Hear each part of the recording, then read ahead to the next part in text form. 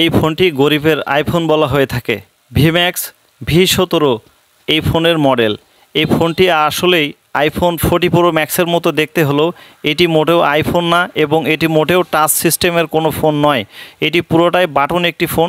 2.8 inch display এবং নিচের অর্ধেকে খুব স্মুথ বাটন রয়েছে এবং এই সেটটির অনেক সুন্দর একটা লুকিং করছে, যেটি আইফোন 40 প্রো ম্যাক্সের মতো দেখতে।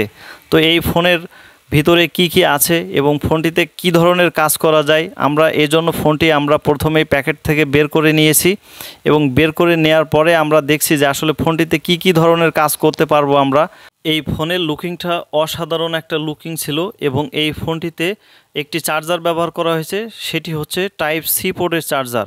এই টাইপ সি পোর্টের চার্জার দিয়েই আপনি অনেক অল্প সময়ে ফোনটি চার্জ করতে পারবেন এবং এই ফোনের একটি টর্চ লাইট রয়েছে, সেটির সুইচ রয়েছে সাইডে এবং সিম স্লট রয়েছে সেটিও সাইডে।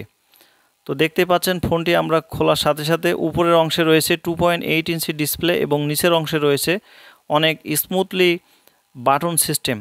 তো এই ফোনটি আমরা অন করেছি এবং অন করার সাথে সাথে দেখতে পাচ্ছেন যে সাধারণ একটা বাটন সেটের মতোই ফোনটি অন হয়ে গেছে। এটি একটি সাধারণ বাটন ফোনই, এটি মোটেও টাচ ফোন নয় এবং এই ফোনটির ফিউচার রয়েছে সাধারণ বাটন ফোনের মতোই।